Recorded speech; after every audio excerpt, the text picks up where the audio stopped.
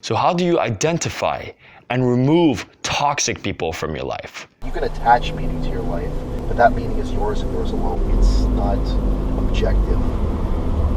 It is not an absolute. I want you to look at your closest friends right now. All of them. It could just be the people that you hang out with the most. They don't need to be that close. For example, the coworkers you go on lunch with every single day.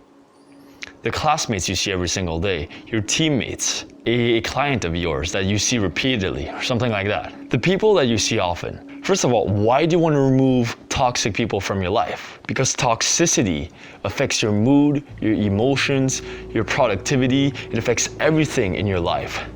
And because we're social creatures, whatever the people around us are doing, we're more likely to do as well. Whatever toxicity that they're transmitting on others, we're more likely to receive it, we're more likely to spread it to other people. Toxicity is a disease, and you have to be really careful with that, not to get entangled in it. The common thing that we will have with those people is we will develop empathy for them. We'll start feeling for them. You know, when they'll reach out for us for help, we'll reach out to them to help them. That's a big mistake right here. That's a big mistake. Because what's happening when they're reaching out to us, you know, trying to get something out of us, get some help, get some support. We might believe that we're helping those people, but actually what's happening is while we think that we're helping them grow, while we think that we're rescuing them, their toxicity is getting to you. Their negative energy is getting to you. Them putting you down, that's getting to you. The backhanded remark, that's getting to you. Without further ado, here are the types of people that you want to cut out of your life. Number one, very easy to spot, negative people. People that just have this negativity bias to things. Whatever you're doing, whatever they are doing, whatever they see in the outside world, whatever they see in their inside world of what's happening in their head, it's all negative. Or if there's something positive, they'll reject it and they'll focus on the negative. And that one thing out of 10 happens badly. They focus on that one thing, right? Highly critical of themselves, highly critical of other people. You can also call them the downers. It's easy to spot when they verbalize it, right? They verbalize the negativity to you, but sometimes it's just a vibe, like an energy, like a dark cloud that just kind of pulls at you, you know? You probably met some of those people that for some reason, like you don't know why, but just hanging out with them, it's just like, oh, it's like yucky. Like you feel this drain of energy, like it's taking from you. You know, they're not really offering you anything. They're not giving you anything. It's just, you hang out with them and it's like, they'll complain about something, or maybe they don't. Maybe they try to be friendly and positive, but just in the back of your mind, like, you can feel this pull of negativity in them, like they're sad, they're depressed, maybe they're angry, and it's very, very subtle. Sometimes those people are very, you know, sometimes they have this outward projection of positivity, of happiness, you know, they try to appear happy, or they try to please you, or they try to be very nice to you, they do nice things to you, so you can be friends with them, right? And, you know, heck, maybe that's even you, right? Maybe you're one of those people. And maybe you're listening to this video and it's like, fuck, well, he's talking about me. Is he rejecting me? Does that mean I'm inadequate? No. As a matter of fact, I kind of am that person sometimes. Sometimes, right? I kind of am this person as well. But when you see this negativity in other people, you want to be loving and accepting to it, about it. You know, for example, if you're already negative yourself and you're having a hard time dealing with your past traumas, or, you know, your self-development, and you're going through a lot of shit right now, in my opinion, like, it's not the best idea to surround yourself with people that have it just as hard or harder than you, because you already have it hard. If you're already negative and depressed in your head, why reach out for people like that, right? If all your friends are depressed, it's probably time to move on from those friends. Even if they're really nice, doesn't mean cut them out, right? Maybe they're close to you. Maybe you hung out with them you've known this friend for 20 years. He's always been depressed. Doesn't mean to cut him out, as I said. But assess it, like what is the energy that is being brought to the table? You don't want this negative energy every single day. The second type of people is the victim. You know, the thing with the victim is that it's just that you believe that everything is happening to you, that you can't do anything about it, that your situation is bullshit, your life is bullshit because of the external world and what they imposed on you, right? And because of that, you're a fucking victim. For example, what happens with that is those people that are victims, they love hanging out with other people that are also victims. And if you don't approve of their victimhood, they will become reactive. They will hate it. For example, they're victims, and then you tell them, no, you're not a victim, man. You can change. You can change. You helping them grow, you suggesting that they change is rejecting them as this victim self. You're rejecting their ego of, I'm the victim. And as soon as you do that, the victim will fucking lash out to you and tell you, no man, that's not true, man. I had it fucking difficult, man. You don't understand me.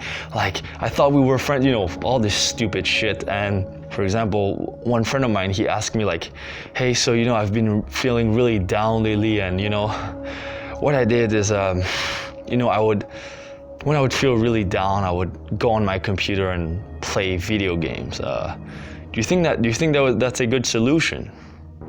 And what did I tell this friend? I told him, hey, no, that is the worst solution ever. To play video games when you're feeling depressed, escaping, that's the worst thing you can do. And obviously he didn't like it. They want you to validate their victimhood. They don't want you to reject it, because if you reject their victimhood and you tell them, dude, you're responsible for your life. You're responsible for your future. You're responsible for how you live your fucking life. They're not gonna respond well to this, right? That's the problem with the victim. The victim will keep you stuck. If they're being a victim and you're trying to drag this victim with you, man, it's gonna, oh man, like they will not want to grow. They will want to stay stuck there. And you will be stuck in that spiral of trying to help them, but every time you help them, they feel rejected. Another thing that the victim will do is that they will make you feel bad for your own success, for your own strengths, and for your own abilities. They will make you feel bad for stepping it up. They will pull you back down to be at their level of victimhood. If you're trying to climb success too high, they will tell you, dude, why are you doing this, man? Like, what is this stupid shit you're doing? I'm really happy I don't have people like that in my life, but I know for sure that there's certain people that had to deal with that. And you should never feel bad for any of your strengths, successes, abilities ever. As a matter of fact, you should feel proud of them. Anyone who tells you that your strengths, your abilities, your talents are not valuable, fuck them. Seriously. It might sound like I'm saying it with hate, but it's to make a point. People like this, you can cut them out of your life. You don't need them. You don't need victims fucking grabbing onto you like a fucking crab in a bucket. That's really what it is, man. You're trying to climb this fucking bucket, and this victim just like, oh no, don't, stay with me, man, stay with me. Why are you trying to be successful? Fuck you, man, fuck you, come back. No, those people, out of your fucking life. Now, the third type of people, the distractors, the party goers, the people that, you know, because they don't really have any purpose, living a very hedonistic life, a very pleasurable life. Is that a word? I don't know. Anyways, all about the sensory pleasures, food, casino, drugs, alcohol, girls even. Girls could become a distractions, the opposite sex, for sure.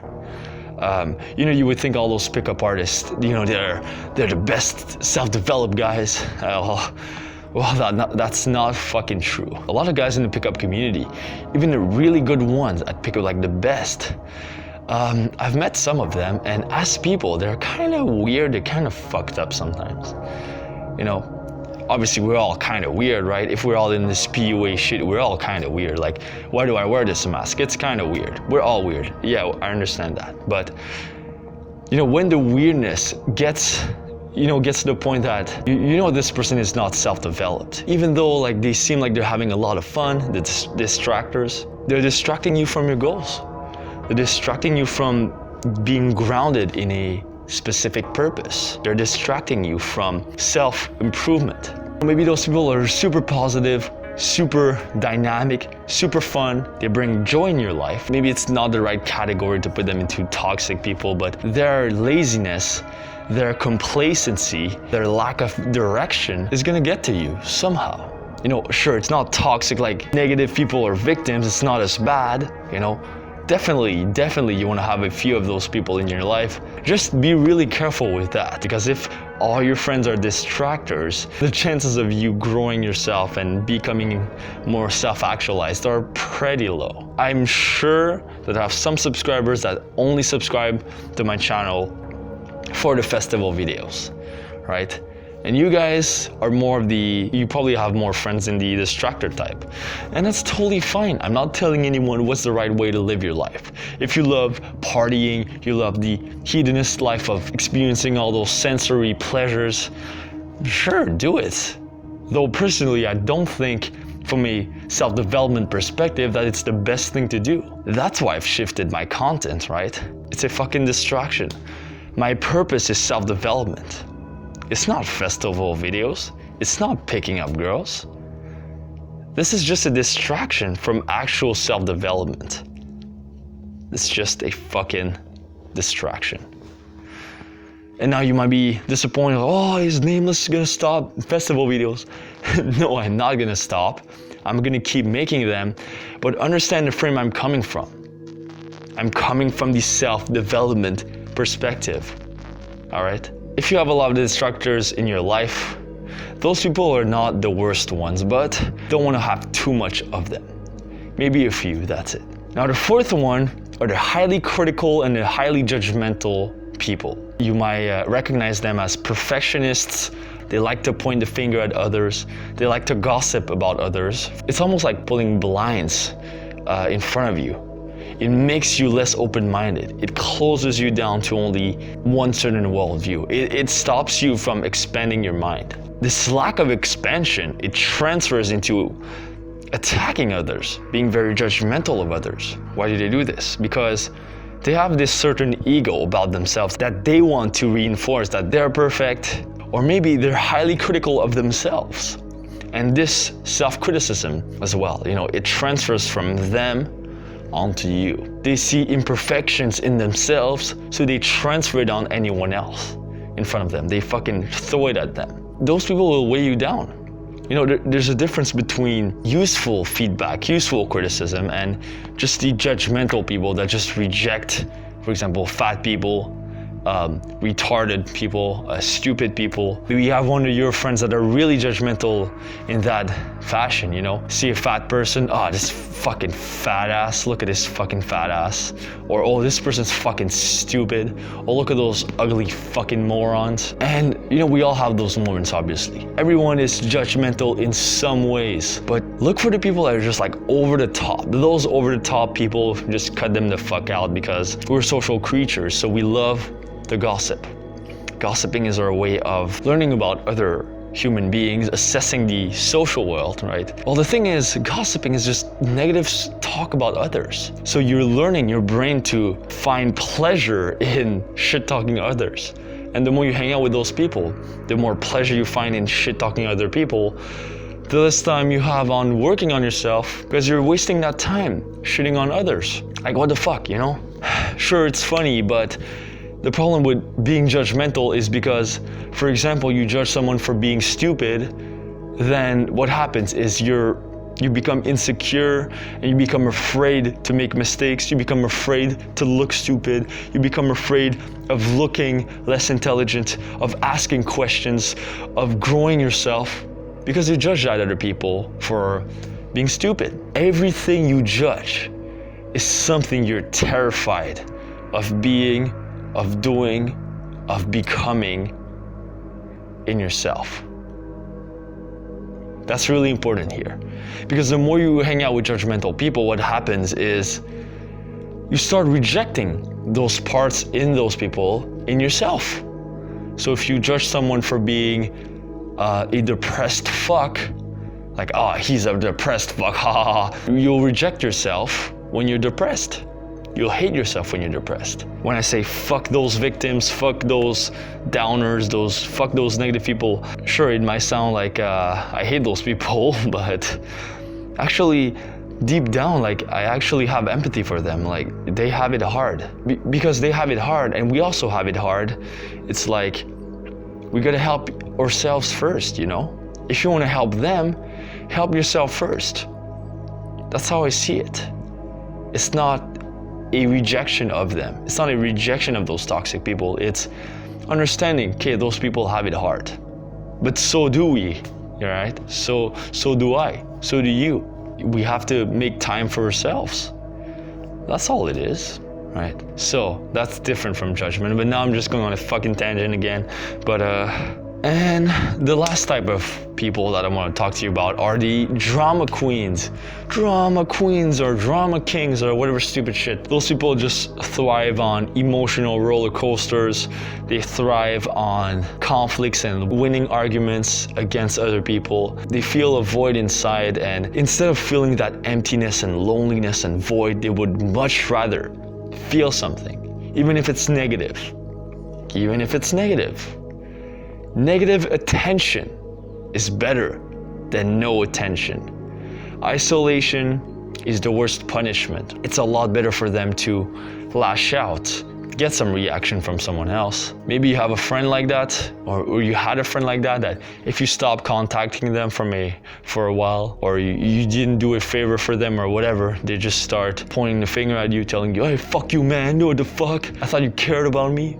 Those people, obviously, that's toxic right away. So here are the fucking 5 types of people that, in my opinion, are not the best people to hang out with on a consistent basis. And those type of people you want to cut out of your life. But if you can't, at the very least, see them less often. And then obviously when you see them less often, then you have to make more room for new friends. And I'll probably make a new video about that in the future. But for now, learn to identify those toxic people. Really look at the friendship for itself. Like, is that friendship giving you the best value you can? Is it bringing you happiness? Is it bringing you value? Is it bringing a purpose to your fucking life or not? And you want to rationally assess it, like outline like positive points about this person, negative points about this person. I actually did that for my past mentor, you know, in my 38-minute video. I did the fucking bullet points thing. And I'm like, okay, this person here, the good points about them and the bad points about them. What do I get from hanging out with them? What do I get from not hanging out with them? And obviously, like, one will outweigh the other. So you'll be able to assess, well, should I keep seeing that person or not? And only you will know, because everyone's got different situations. It's not because I've said this whatever description that all the people in your life will fit that description. Assess it with your own judgment. So thank you guys for watching. You know, I've talked about manipulation in my past videos, but you know, before we get into dealing with the manipulation, sometimes it's useful to identify the relationship first. Is it helping you in your life or not, right? Let me know if you liked it or not. I read every single comment and I reply to every single comment, so leave your comments below, and the best suggestion, I'll make a video about it. So thank you guys for watching. I'll see you next time, bitches. Yeah. Fuck. Oh yeah, now I gotta do the fucking thumbnail thing. Like, should I do like Leo from actualize.org? What stupid shit does he do?